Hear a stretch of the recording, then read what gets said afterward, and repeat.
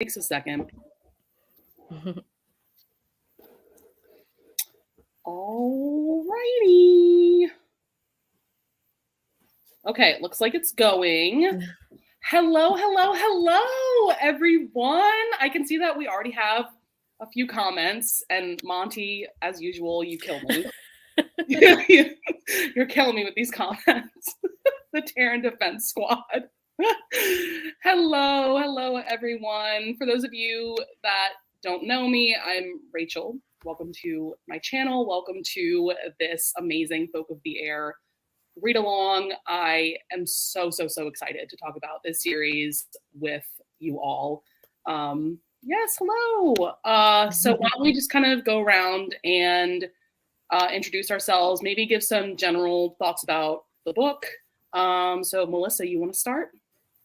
Hello, I'm Melissa from Book Bar, and this was my first time rereading the book, and I absolutely love it. I forgot, like, there's so many little things that I forgot about it, but then there was some stuff that I'm like, oh yeah, I remember this happening. Yes. Okay, and it's just some of the stuff Jude says is so quotable that I'm like, yes, I'm like writing stuff in my like bullet journal, like, oh, I need to remember this.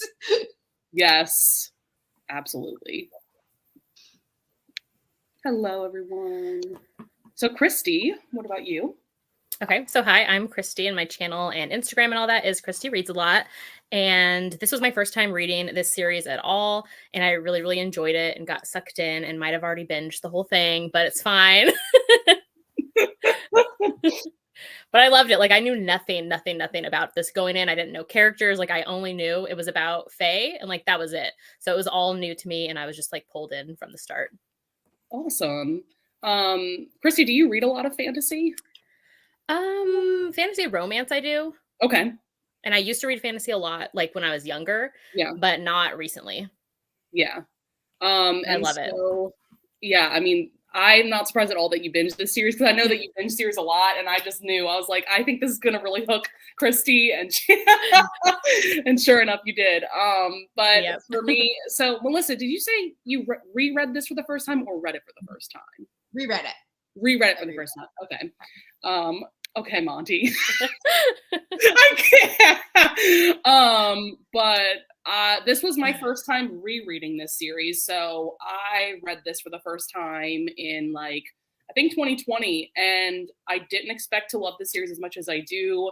I remember that I read the first 100 pages of Cruel Prince, and I was so obsessed that I immediately had to start a reading vlog for it. And I just was ranting and raving. You guys can go check out that vlog. It's still on my channel. It's not a spoiler, by the way, but yeah, I was just ranting and raving about how amazing and morally gray everybody is. And then I binged the rest of the trilogy in 2 days, which is unheard of for me because I didn't even have the audiobooks when I read it for the first time. So clearly this book and series completely hooked me, had me in a chokehold. Yeah, it's amazing. And so when I was thinking about series that I wanted to reread in 2023, I was like, this has to be one of them, especially because The Stolen Heir, just came out this past week, actually. So I was like, wait, maybe I can make a read-along happen. I'd never done that before. And so I was like, let's see if anybody's interested, what's going to happen. I'm going to go through the comments. I'm talking too much. It's my first time. I'm so glad you, I'm so glad you put together this read-along, because otherwise I don't think I would have gotten to it. But the read-along made it a priority. And so then I was like, ooh, I love this now. Yeah, same with my rereading, because I probably would have kept putting it off. Mm-hmm. Yeah, I agree. The novella, I ended up really enjoying it. This was actually my first time reading the novella. The first time that I read the series, I just read the trilogy as is. But I do think that it adds something to the story and to the series for sure. But I'm sure that most people will agree with you that, we're not huge Taryn fans, but except for Monty. Drag Taryn through the mud. Nice. Well, I hope you enjoyed it. Oh yeah, I mean, this is I saw somebody's Goodreads review and they said it's like the Fae Game of Thrones. Mm-hmm. That's absolutely what it is. Yeah, It's I just totally so can see good. that. Yeah. Yes, it's very, very bingeable Mm-hmm. for sure. First time reading it and loved it. Yay. The novella was not my fave. Yeah, the novella isn't supposed to be I don't think it's supposed to be anything that's like mind blowing, but I think it's just kind of interesting to have her POV. For sure.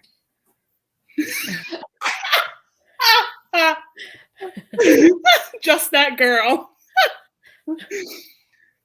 Listen, I will say I have more sympathy. I have more sympathy for her this time around than I did the first time. The first time I was like ready to murder Taryn for like no good reason.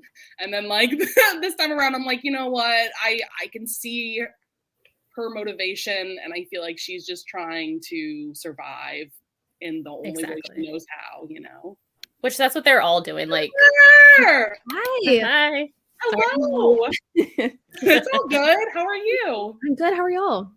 Good. Yeah, I mean, we just got started a couple minutes ago, so Perfect. it's all good. I'm just kind of looking through comments here. Monty is the Taryn Defense Squad. Of course. Monty is like, I agree wholeheartedly with everything he says, or I want to fight him.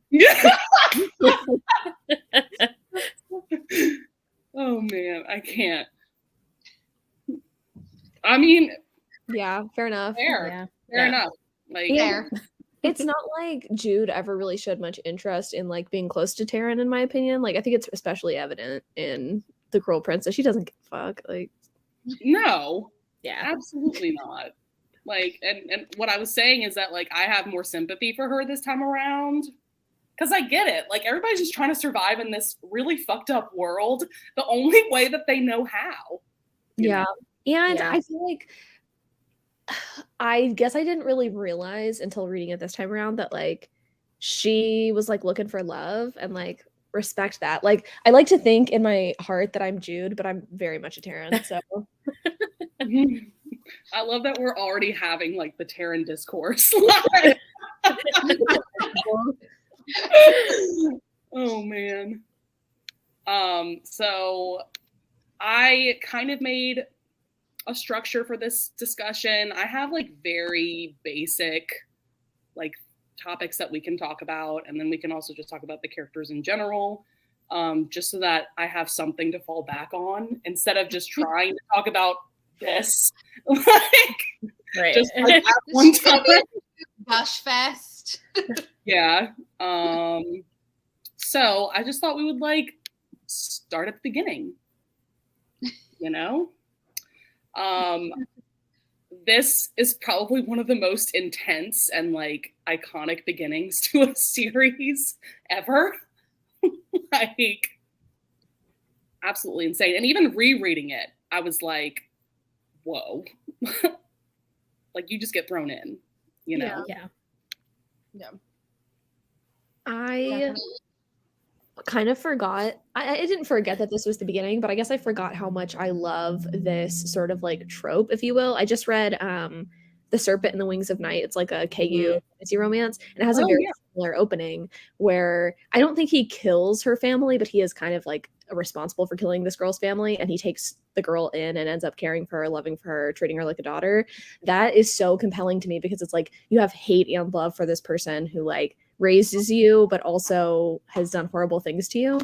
I love that. Yeah. It's so interesting, especially as someone who like I have a good relationship with my dad. Like, just the idea that you would have such a complicated relationship. I feel like most people, it's either you got a good or a bad relationship, but something this complex, I like that. I like that it kind of like sets you up to understand that the rest of the book is going to be a little bit wild.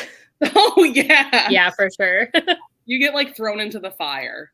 Yeah. For sure. Mhm. In like the best way possible. And I think what you were just saying about, you know, we begin already with this just very complicated love and hate from Madoc.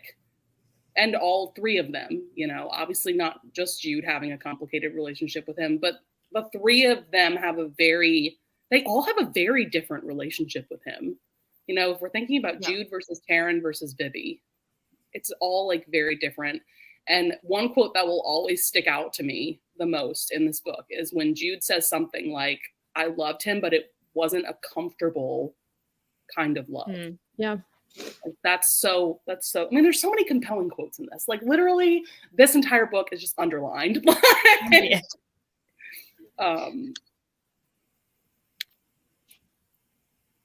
Yes, that's what I loved about rereading it, is that I was underlining even more things. Like anytime either Jude or Cardan would like have a moment where they're like looking at each other, or Jude's just like, I don't know, saying something in her inner monologue about like how she feels about him, and I'm like, I think that's something else. Not just hate. Or his letter where he just wrote Jude. Yeah. And like it was like aggressively more angry. The audiobook for that moment is is everything. Yeah, I love that. Like, it's so interesting when we get these moments and scenes where they're back in the human world. I mean, obviously, it's just so different that it's jarring that we're just completely taken out of the Fae world, and it's like, oh, they're just going to a mall. Like they're just like in this like in this like normal situation. Well, the end when they're at Target, I'm like, what are you doing? Like, what's going on? Get back to the Fae world. Like, let's go. I was like, love that. That's like one of my favorite things that Holly Black does in comparison to like some other like YA fantasy authors. I don't know if y'all have like read all of her stuff, but Ty, The Ironside, and Valiant are like her first Fae books, and they're pretty much all set in like the human world. They just have the Fae characters, some of which are actually in this series. She loves playing with like the two opposites, and I love it. I love it so much. It's very obvious that like she has a thing and has always been into it. Like she got her ears surgically made into like pointed elf ears. She's an icon. Wow. That's interesting. I had only read Book of Night before this from her. Yeah, I haven't read her other Fae books. I kind of want to, but like I kind of don't, because I know that they're very much like in their era. Like, yes. I don't know. Yeah. I don't. One of them, honestly, was part of the reason I think that I got into romance. Like, I don't know what it was. There was like, okay, so each of the books is like about a girl and then like some sort of weird guy. He's either like a goblin or he's Fae or he's something. The one with the goblin dude, there's like one scene that I can picture in my head. And I just remember being like, I want to read more of this. Like, I didn't know what it was. I was in middle school when I read it, but I was like, I like this. And I think that kind of like sparked my interest in reading romance after that. Oh, that's really cool. And I just feel like nobody writes Fae like Holly Black. I mean, I haven't read like all that much like Fae fantasy, but from what I've read, it's just, it has this fairy tale feeling to it, but it is but I mean, traditional fairy tales were twisted. Right, yeah. You know? Like, which I love that she does that, like dark and gritty, like, and takes you back to those original fairy tales. Yeah.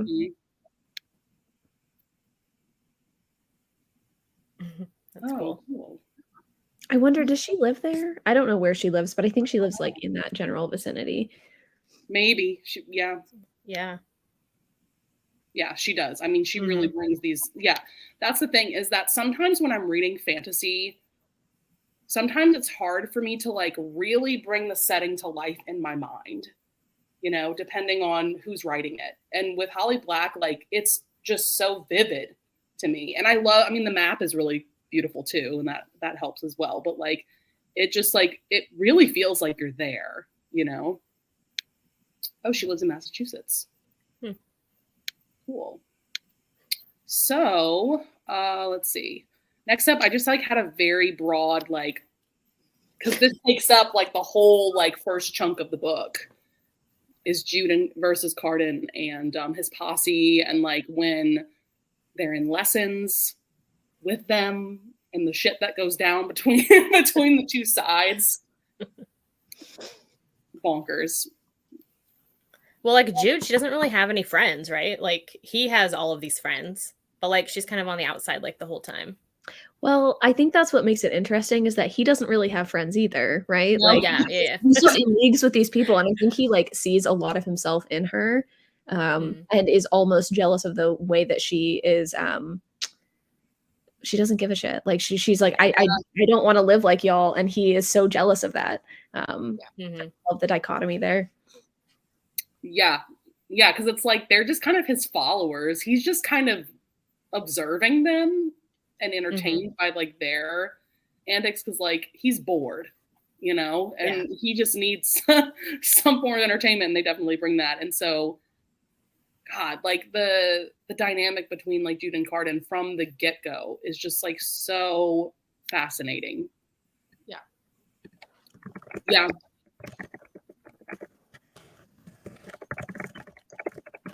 And it's like one of the things that always like pops out to me about like this whole first chunk of the book is like how embarrassing must it have been for Cardan, a prince of Elfame, to like constantly like, how do I even want to word this? Like Jude constantly gets under his skin. She won't back down, and she's immortal. Like, yeah. Like how embarrassing must that have been? You know, like when she beats him at the games or whatever, and then all that stuff happens, and she's just like, I don't care. I want to do this. I want to be the best. I don't care if you tell me to back down. I'm not going to. Yeah, and then that leads into the whole like. There's so many amazing quotes in this like first chunk. Well, I would say like the whole first half of the book where she's like, it's like a progression of like, I want to best them.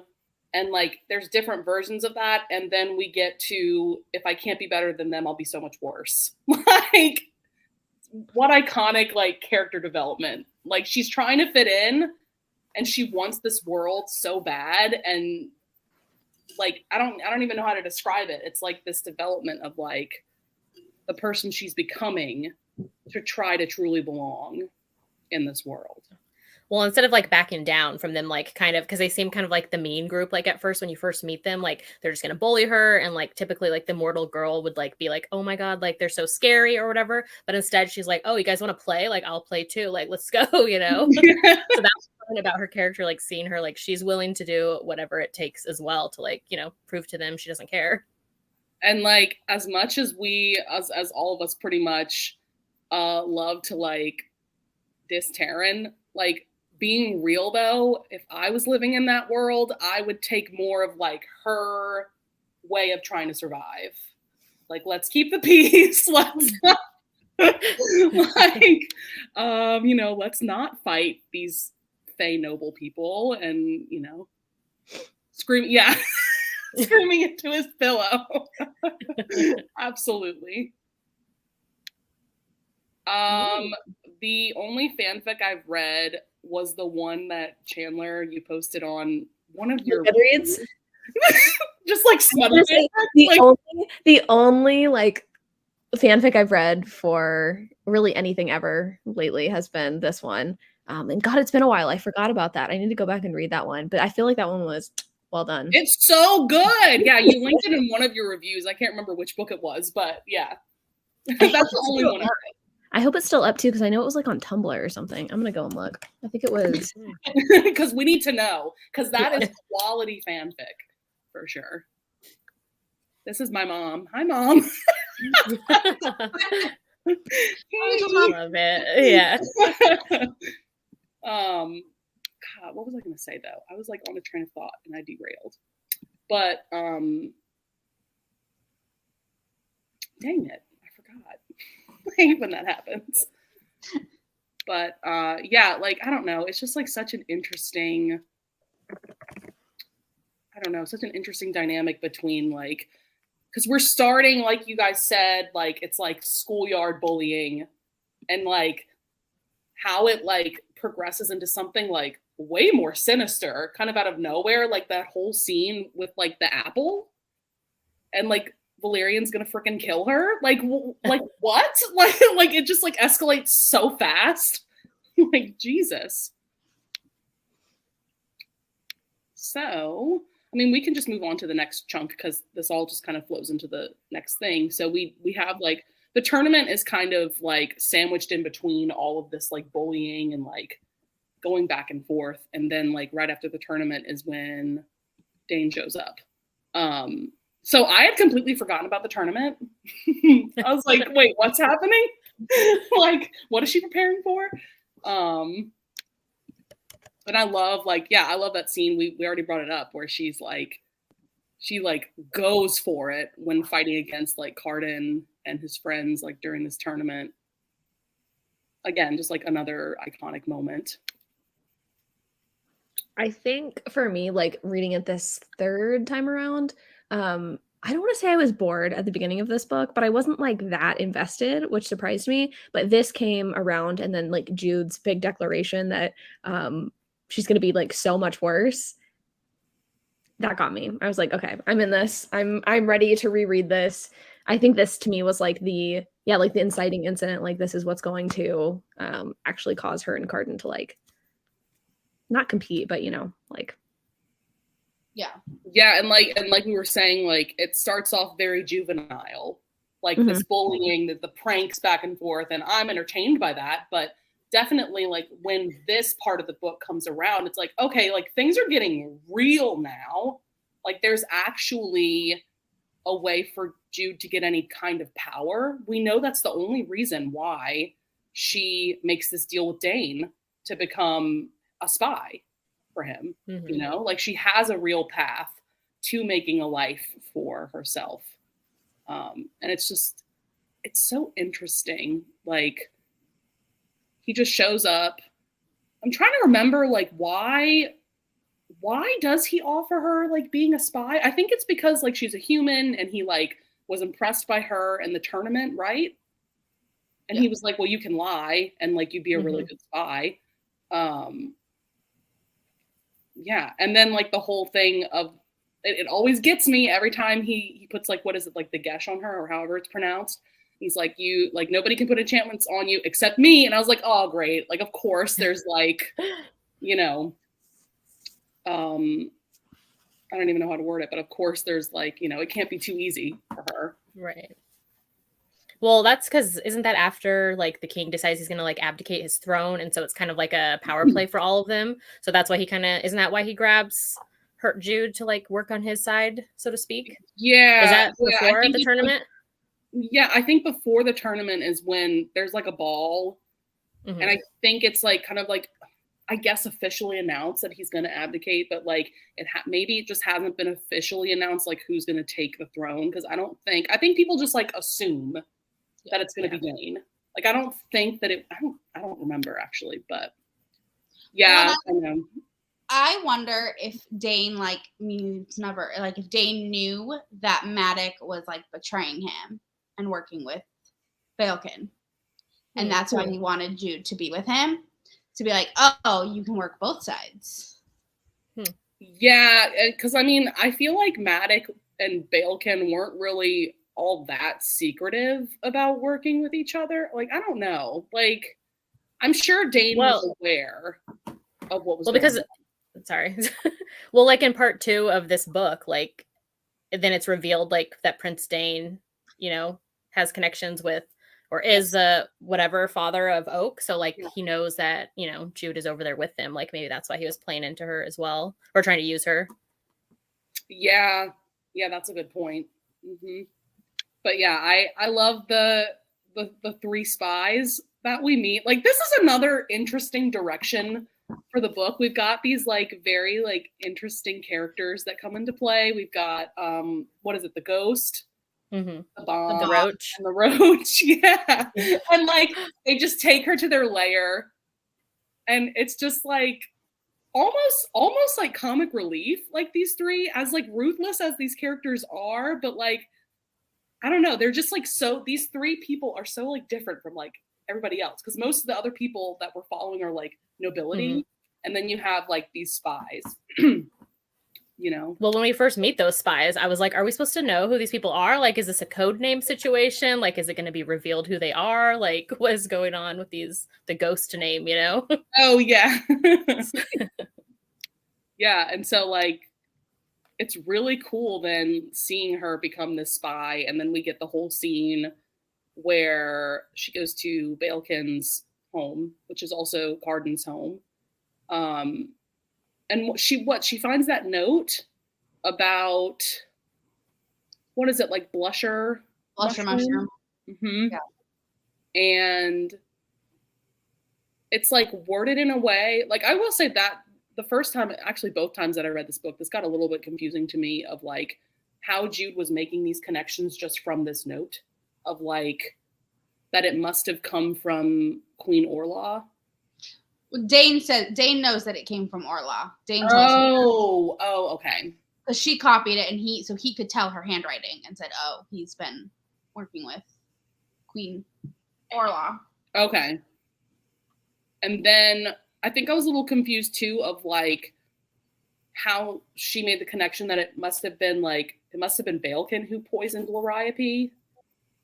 Like that was a connection that Jude made. I don't think that was a connection that Dane made. But it wasn't Balekin. Right, I know, but at the Oh yeah. When she found the note, like she made that conclusion. Yeah, that was like a little bit confusing to me. Like obviously it's not what happened, but that was the connection that she made at first. But I think that was just her trying to come up with theories. She was like, well, maybe this is what's going on, you know? And then I totally forgot about that scene where like Balekin just like straight up abuses Cardan. And I'm like, oh, and Jude is just there like hiding. And like, oh my goodness, you know?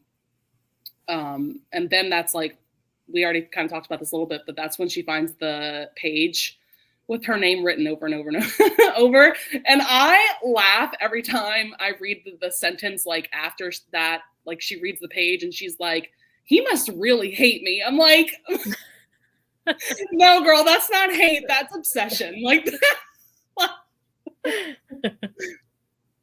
oh man. So then the next chunk that I have is like the multiple run-ins that she has with Valerian. And then how it ends up in her killing him. And then like that curse that he puts on her. I remember him saying something like death will be your only companion. And I feel like there was something else in the wording. Like I curse you 3 times or something. I don't know. It was very like Shakespearean. Kind of reminded me of like a Macbeth like moment, or you know. Yeah, I could see that. Yeah. Well, I mean, Jude reminds me of Lady Macbeth, like her pursuit of power and everything. That's not like a direct comparison, but there's just like vibes that I get. But like, holy shit, like what is Valerian's deal? Like every time he would have a run-in with Jude, I'm like, dude, like, whoa, like what is your problem? Like I think that he's just like so pissed off that she's immortal and she's daring to like, I don't even know, create space for herself and try to like create a life for herself. And like, he's like the extreme in the posse, right? Like Cardan feels one way about her and like, you know, trying to make a name for herself and being immortal. And then like Valerian's like on the most like extreme side of it and like out for blood. Yeah. Just absolutely bonkers. Like that scene was crazy. Oh, and the scene where he like tries to make her jump from the tower. He tries to glamour her or whatever. I'm like, oh Lord, here we go.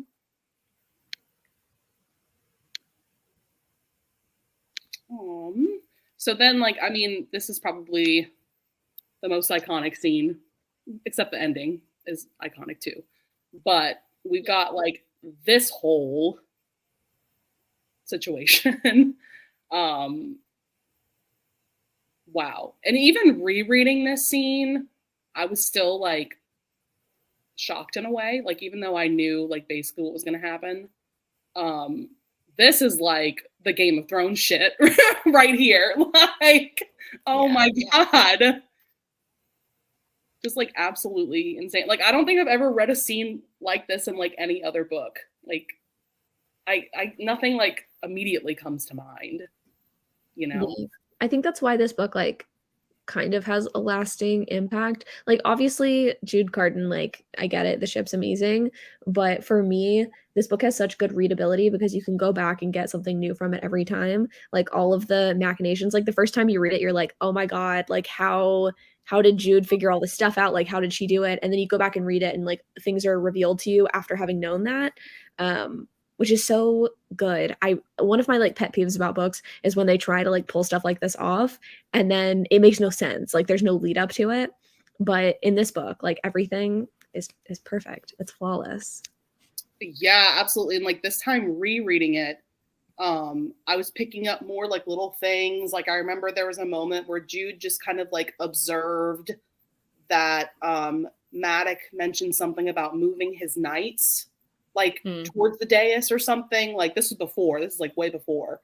And then like noticing like correspondence between Balekin and Madoc, like little things like that I didn't notice the first time that I read it. But then, like you said, Chandler, like this time around, I was like, uh-oh, I know what's happening.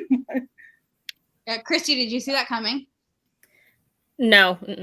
I don't think anybody can predict. No. like pretty much all the reveals that happened, like I didn't see any of it coming. Like I was just along for the ride. And like I said, like I only knew it was about Faye. And I'm like, anything can happen. Like, let's find out. Right, exactly. So it was all a surprise. Interesting. Yeah, I mean, there's little things like that this time around I was underlining. She's very good at like just dropping little things that you won't notice the first time that you read it, and then when you go back, like that's why, like you said, Chandler, like it has a rereadability because there's always something new to pick up from her writing and from the story. Yeah, like, and it's just so perfect. It's like a perfectly done, like batshit crazy scene. Like where just like everything goes to shit. Well, it's like even though it's YA, it doesn't read fully YA in like the topics. Like what YA book is someone killing their whole family? Like it's not that. I feel like that's not common. At least not in what I read. Well, when I read YA, it wasn't that common.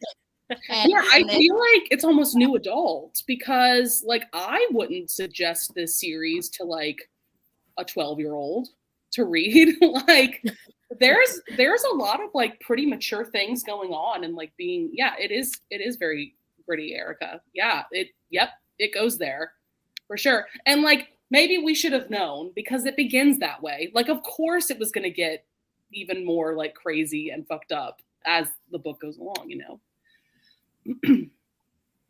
Yes. Mm-hmm.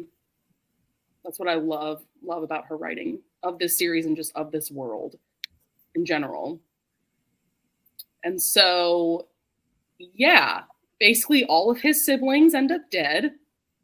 Mm-hmm. So now it's just Balekin and Cardan. And talk about also just like the most like fucked up coup ever, because like you didn't get the crown, girl. Like you done fucked up. Cardan's passed out drunk under a table somewhere. Yes. Right. Like, well, and I find it crazy that like, and really stupid that like they went through with the plan without, they knew Cardan wasn't there. Like all the siblings were supposed to be standing behind Eldred. And like, maybe it's just me, but if I would have a plan like this and I see that someone's missing, I would have like tracked that person down. Like, what? You need to take out the rest while they're there, you know? You find him later. Yeah. Get a spy. Get one of the spies to get him. And so then this goes right into like the amazingness that is Jude kidnapping Cardan. I love how this plays out of like she's under a table and then he just like discovers her and they're talking and I can't remember who leads who like out of the ballroom or whatever, but then they turn a corner and she's like, nope. I'm kidnapping you. Holds a knife to him. There's so many like gotcha moments. yeah, and she's like crawling on the floor, and he's like, "I'm not gonna crawl on the floor for you." Yeah. Like, do you want to live? And it's so interesting. Like this whole situation is so fascinating because obviously this is when we start seeing like an entirely different side of Cardan and like more of like the real him, because it's like I'm kind of surprised that he's afraid of her. Like there's that quote where he says, "You are terrifying." Like and oh, he's like smiling a lot, and she's like, "Stop smiling," and he's like, "I just smile when I'm nervous." Or when she comes back from the night out and he's untied, and she's like, "What are you doing? This is my prisoner." Don't make friends with him. Well, and this is also the first. Well, maybe not the first moment, but this is like a really big moment for Jude in terms of like she's just panicking. Like she made this plan really quick off the cuff of like, oh, Cardan's here. Maybe this is a way I can get power. Okay, let's kidnap him. And then things like, I feel like from here, things like really aren't going right for Jude. And she's just like panicking, and like trying to come up with a new plan, depending on like the changing circumstances.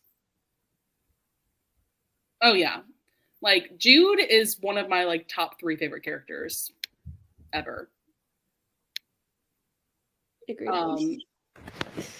Yeah, I feel like it's pretty obvious that like she's kind of the only person in her family who's actually cut out for this world. Like you notice that whenever they go to the mall at the beginning of the book, she's like, "I don't belong here. I feel uncomfortable."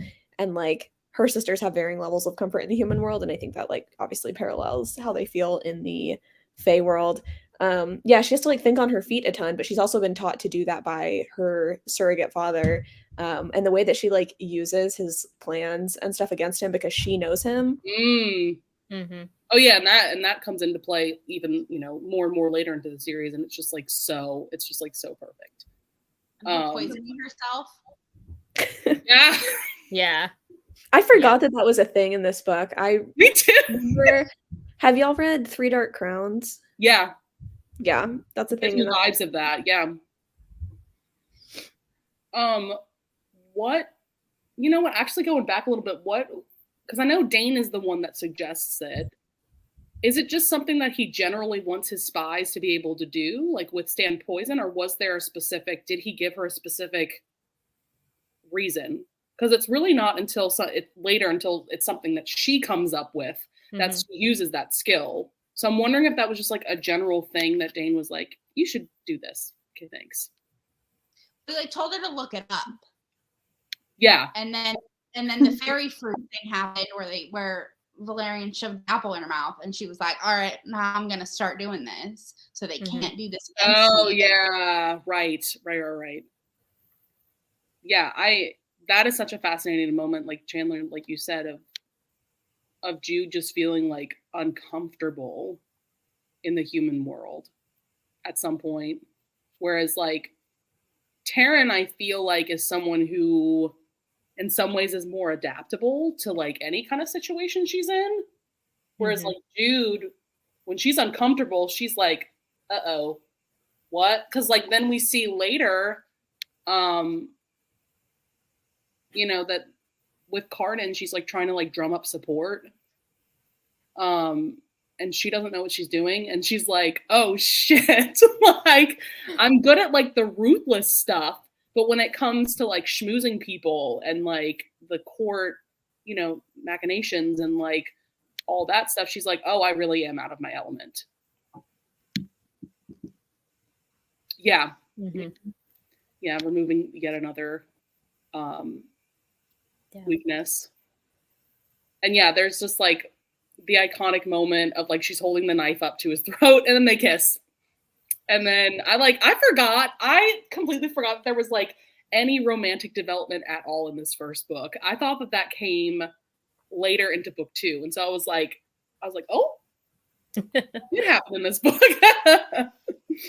One favorite quote, I wrote it down. What was it that he said? And why man talking. What were you saying, Melissa? Can you hear me? I can now. Yeah. It was a little glitchy, but yeah. Sorry, my internet's terrible. But when he says, "Most of all, I hate you because I think of you often. It's disgusting. I can't stop." Yeah. that's the ultimate enemies to lovers goodness that we all want, right? Yeah. Well, and that's, again, why he kept writing her name. It's just driving this man insane that he can't stop thinking about this mortal, you know? Oh, yeah, and then I think, Melissa or Christy, you brought this up, that, like, she comes back after, like, I don't know, trying to, like, talk to Taryn. Oh, because that whole fight with Taryn happens, and, like, the mess of that. She comes back to the lair, and, yeah, he's, like, untied, and they're, like, playing poker, and she's like, he's my captive! What are you doing?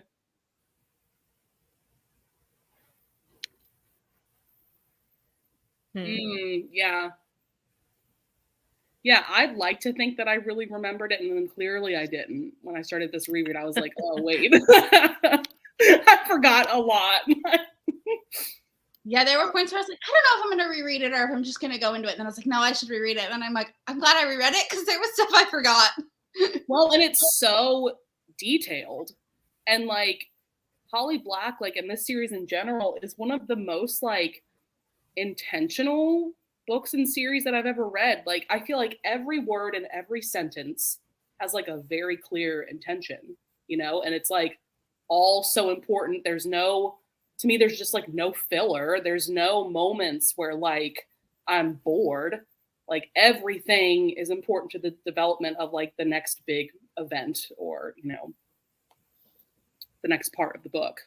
And so, like, this leads into this whole, like, revelation about Oak, that, again, another thing I forgot about. Like, you think I would remember something this big, that, like, Oak is not Madoc nor Oriana's son. Yeah. Yeah. He is, what is it, Liriope and Dane's son.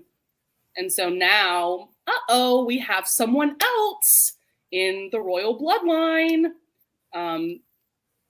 you know, that can wrench Baelkin's plans. Yeah, every little thing is, like, so important. It's, like, impossible to zone out during this book, you know? Like, everything is just, you're on the edge of your seat of, like, okay, what is Jude gonna do next? Like, her inner monologue, like, what is, you know, like, what is happening?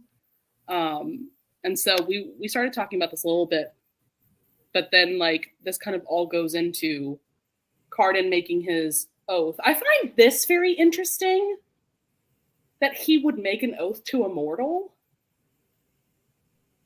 I think in my eyes, I mean, obviously, like, it's all conjecture and speculation. I think for me, like, he's kind of been abused by his brother his entire life, and he's only, like, had one person to look up to.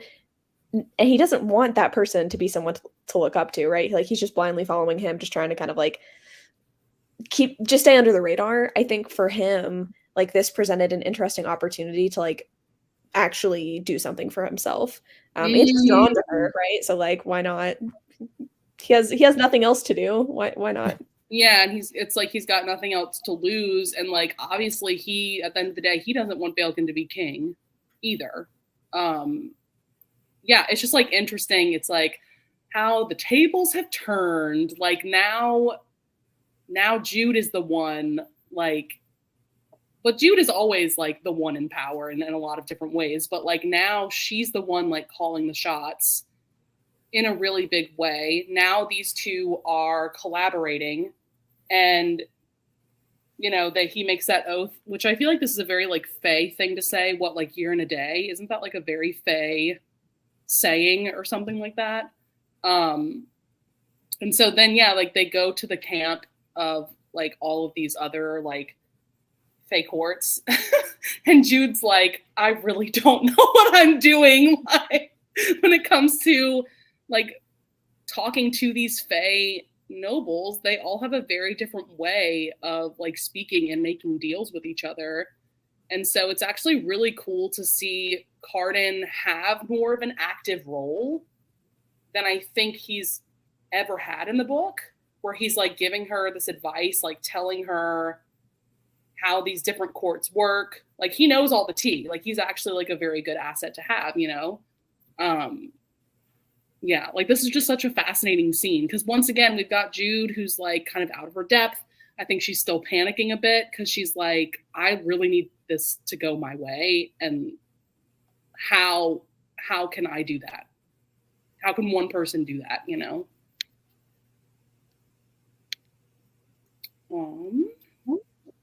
And then we just have like, I just put a very like broad point for like the whole banquet and like the ending, because once again, a lot happens. Like, just I think this is just like one of the best ways to end a fantasy book. Like it's just so perfect, and it's so well done in my opinion. Well, it made Christy want to binge the whole thing. Yeah.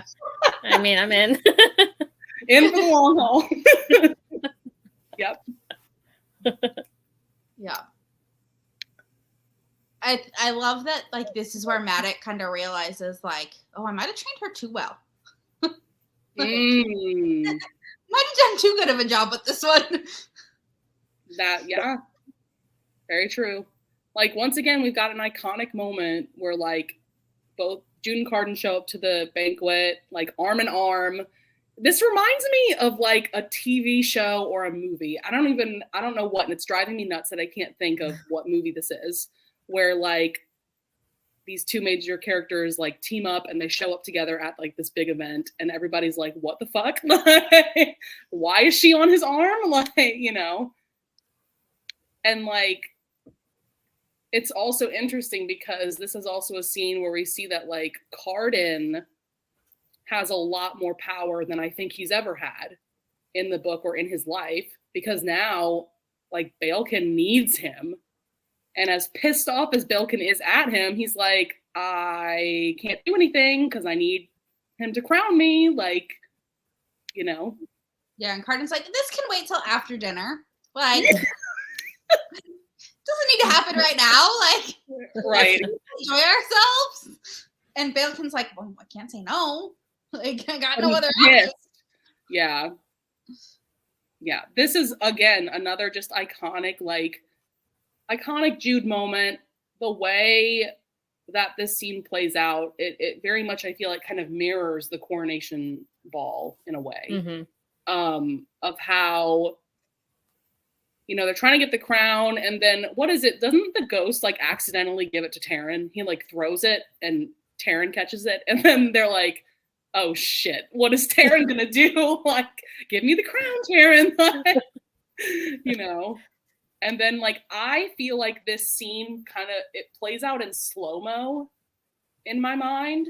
Like, when, you know, Oak has the crown, and then she tells him, Cardan kneels, she tells him to stay still for the next minute. Yeah, this plays, like, very slow-mo, just, like, epic in my mind. And then Oak crowns Cardan, and I'm just like, oh my God. Like, even rereading it, I'm like, oh shit, this is not gonna end well. Like, oh man. One, I love when she walks in with Jude and Taryn like stares at her and she's like, it's because I'm with Cardan and she's just got Locke. Like, oh my God. That whole mess. Already. That whole Locke situation.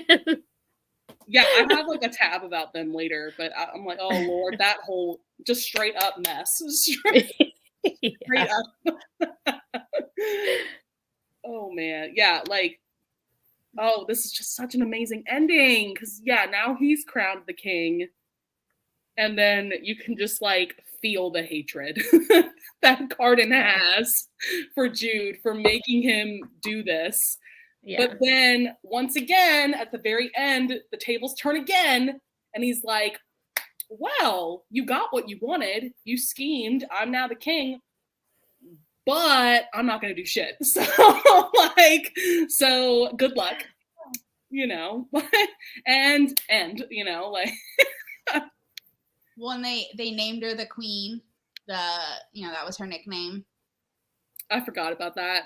And so this time around, I like put like exclamation points next to it. I was like, yes, the queen. Yes. Oh yeah. And then like we brought up earlier, we got like this scene, I think it's like the epilogue, where they're just like at Target. Yeah. And, like, they took Oak out of Elfame, and he's gonna live with like is it Vivi and Heather or just Heather? Vivi and Heather. Vivi Yeah, and both Heather, of them. yeah. Mm-hmm. And so, yeah, then we're like, wait, what? Like, what is happening? We're back in again, it's like a very like jarring thing of like this amazing epic scene just happened. And then we're in Target just like shopping for like food and candy and like bedding and stuff, you know? and then that's when we quickly jump back to Elfame, and then that's when Cardan's like, I'm gonna be like the worst king ever, so good luck. You know. Yeah. So I was thinking for just like kind of wrapping up this discussion, I do have tabs for like all of the pretty major characters. Like, do you guys have any like specific characters? I mean, obviously like Jude she's the icon, she's the queen, she's the moment. Like, like I could talk about her amazing like morally grayness. I mean, well, that's the amazing thing about the series is that like there is no one in this series that like isn't at least morally gray, and then there's quite a few of just like morally black characters as well. And that's what makes the series so interesting and so different, because like Jude is a character that I've just like never read before, because usually like your main character, your heroine, is just like all good, and then there's like a very clear villain who's all bad, you know? And like there's none of that in this story. It's so much more like there's just so many more like shades of gray, and it's like messier in that way because there is no clear cut like this versus this, you know?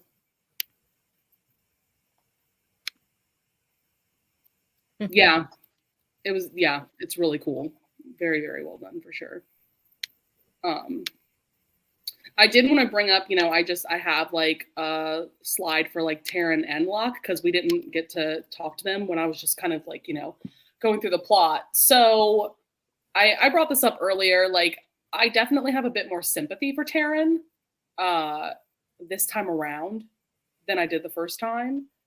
It's very interesting how like opposite Taryn and Jude are, like even though they're twins, and the way that they try to survive in this world, you know? Yeah, they go about it very differently. Mm-hmm. Yeah. And like I said, I would probably go more the Taryn route of just trying to like fit in and like, you know, I don't know if I would. It's very interesting that Taryn's goal is to find love. Like, I don't know if that would be my goal. I think it would just be more like, I want to find my place and just like be content, or go back to the human world. I'm just trying to survive. Yeah. Well, the thing that like gets me about Taryn is there's a line that Jude says is, I'm not mad that she picked him, or I'm not mad that he picked her. I'm mad that she picked him, not me. Like, and that is so like, I mean, I don't have sisters or anything. I have 2 brothers, but I could not imagine like if someone was like, you can't tell your brothers about us. I'd be like, no, I'm out. Like, those are my people. Like, I'm going to pick them over you any day of the week. Like, I can't imagine ever, especially like a twin. I know. They have a very interesting relationship that, again, like I've never seen before when we talk about like twins in literature. You know, like, yes, they're very close, but at the same time, they're very different. And yeah, like, it's just like very intriguing and very different for sure. And I feel like that goes into a discussion about Locke's character, because I feel like I kind of feel different. Do I feel differently about him this time around? Or maybe it was just that like I knew about his bullshit early, like obviously. Like, I think he's an interesting character just because of the way that he like tries to get both Jude and Taryn. And then what is it? He says something like, I like stories. I just want to be a part of your story. Like, he says like very weird and like interesting things when it comes to courting both Jude and Taryn, because then we see in the Lost Sisters the things that he's been telling Taryn versus what he's been telling Jude in The Cruel Prince, you know? So I just think he's a very interesting character to kind of throw into the mix, you know, because he's different from everybody else, you know, like if we're looking at like Cardan's posse and stuff. Well, like he said when he was talking about Cardan's posse, and he was like, I just like the drama. Yeah. Like that, see, and Locke just wants to create his own drama. That's just what he wants, you know? Yeah, obviously. I will say, like, one of the things I liked about reading The Lost Sisters this time around is, like, seeing the way that, like, the proposal came about.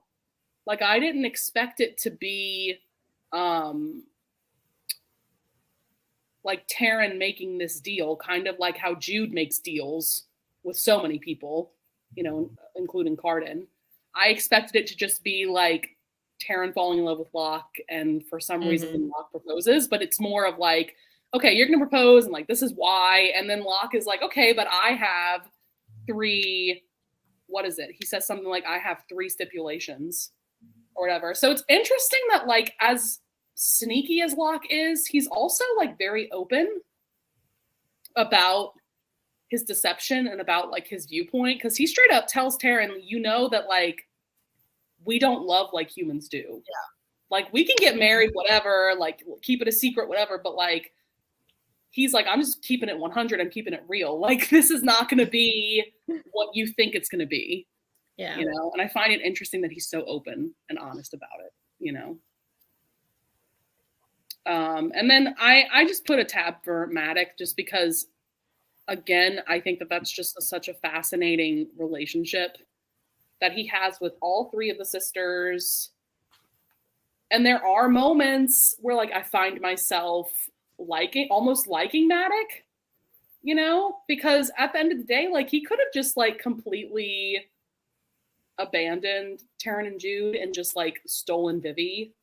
Yeah. You know, like I don't know. It's just like a very like yeah, it's a weird relationship because like he let them go to school and like he taught Jude how to fight. Like he did very like fatherly roles, but it's like, but he's also doing his own thing, you know? Yeah, and part of me is like, why does he care? Why does he care about Jude and Taryn? You know, like it's just unless very he interesting. like does he plan to use them later? Like you know. I think for me, like at the beginning, I think he just did it out of like a sense of obligation. And I also think it's interesting that these books, like they do focus on how brutal the Fae are, but each of the Fae that we come into contact with, like they do have humanity in a sense. Yeah. Depends, like how far removed from it they are. And I think he still kind of has his. I think he did have an affection for their mom. And then whenever he takes them home, I think he realizes pretty quickly, like, he's not going to have a good relationship with Vivi. She doesn't care. And it takes a while for him to get Oak, right? So, yeah, like, to have anyone to be able to, like, pass down his knowledge to, I think, like, even though she's human, he's willing to kind of overlook that. Yeah, that's a really good point. That makes sense. Yeah, I definitely think that Madoc, like, loves, like, as much as he's able to.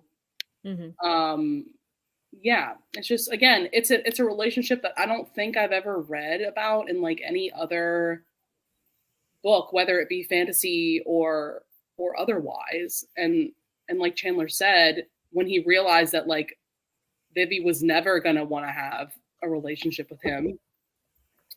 And then Taryn, you know, we don't really see much of like his relationship with Taryn, because I feel like Oriana kind of took Taryn under her wing, you know, and then Madoc kind of took Jude under his wing.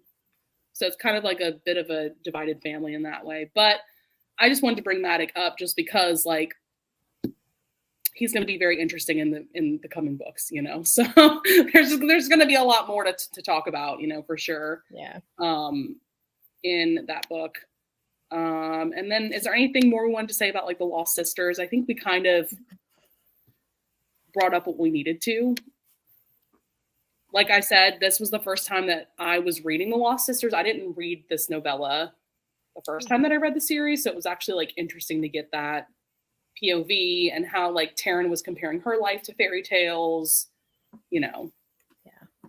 things like Yeah, that. I really liked it. Like, I don't like their characters. I don't hate them like as much as other people seem to hate Taryn and Locke. Like, they're just all kind of, part of the story. But like, I really liked the Lost Sisters, like the novella. Like, it was just written really beautifully, and like how Holly Black starts it off with like the fairy tale, and then it kind of just weaves into Taryn telling these stories too. Like, it's like really beautifully written. Like, even if I'm not supporting the characters it's about. I think that's a good point, Christy, because, and maybe rereading the series, my mind has changed about certain characters, but like, there's no characters that I hate. Mm-hmm. Like, they're all just so interesting. If for nothing else, there's some characters that I'm just like entertained by. If I'm not like a huge fan of them, at least they bring something to the table, and at least at least I'm entertained in some way. But I hate Valerian. Oh, I mean, Oh yeah, he did anyway. It's fine. He did, but I hated him. yeah. He did. Yeah. I do think it was interesting getting her POV. Is it the most necessary thing to read? Maybe not, but I liked getting that part of the story. Yeah, because it's not trying to make you like her. Like, she's not really apologizing. Like, you're just kind of understanding like where she's coming from, or maybe like her thoughts on it all, and like you don't have to be behind her, Right. And like we get those moments throughout the novella where she's like, I know what I did was wrong, but I'm just like trying to explain, like, she's not trying to necessarily like redeem herself. It's just like, this is what really happened, and I want Jude to know, but is she ever going to tell Jude? Because at the end of the novella, it's her like practicing,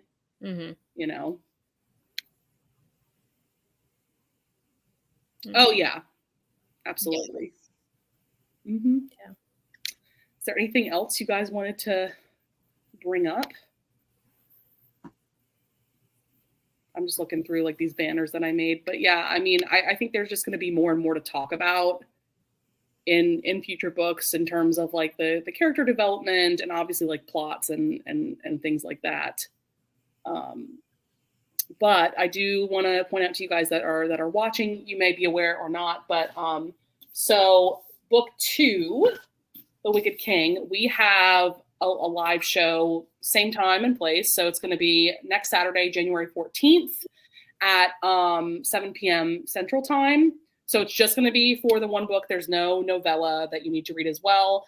I don't know about you guys, but I'm interested to reread this book because it's interesting. When I read the series, I feel like so many people said that this was their favorite book of the series, but it was actually my least favorite book. I gave it like 4.5 stars. So I'm interested to see if that changes this time around. Yeah, I don't know that it was my favorite, but I think, I mean, there's no objectivity in books, right? But I think the third one's objectively the worst. Like, she doesn't tie up the series very well, but I'll withhold my judgment. I've only read that one once, so. Oh, okay. Yeah. And it's funny because Queen of Nothing was my favorite. My favorite book of the series. So, well, actually, it's hard for me to pick between Cruel Prince and Queen of Nothing, but like literally, like so many people hate that book, and I'm over here like I give it 5 stars. Yeah, and Cardan, I feel like again he gets more interesting in later books for sure. Yeah. So I'm interested because I think for me it was like a pacing thing that I didn't quite love The Wicked King as much as like the other 2 books. So I'm just interested to see if my opinion changes. But yeah, I think that's pretty much it for our discussion, unless you guys have anything that you want to bring up. Thank you so much, everyone, for joining this discussion. Thanks for having us. Yeah, of course. Yep. Yeah, I'm excited for future live shows. Like, there's going to be a lot more to discuss, I feel like, as the series goes along.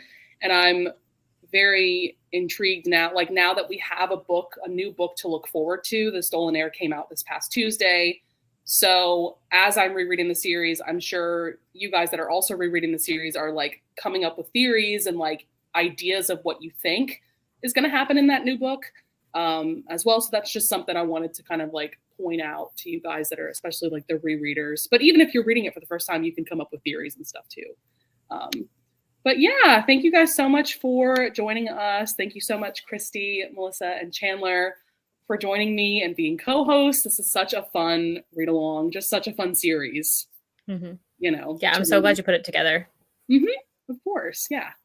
So, with all that being said, I hope everybody has a wonderful night, a wonderful rest of your weekend, and we will see you guys next weekend for The Wicked King.